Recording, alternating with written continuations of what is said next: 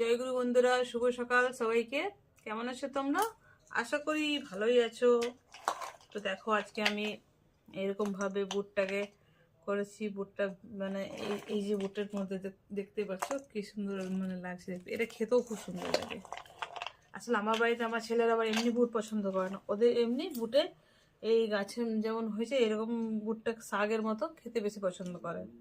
এটা বানাতে কোনো মানে অসুবিধা নেই, খুব সহজ পদ্ধতিতে মানে খুব সহজ করে এটা বানানো যায়। তো একদিন সেটা তোমাদের সাথে শেয়ার করব।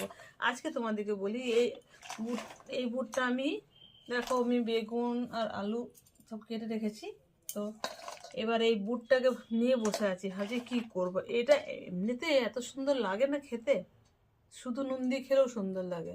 এমনি শুধু ভিজা বুটটা খেতে ভালো লাগে না, তবে এই শাকের মতো মানেই কিন্তু বুটটা খুব ভালো লাগে। চলো তাহলে আজকে আমি এটা কেমনভাবে বানাবো তোমাদের সাথে সেটা শেয়ার করব।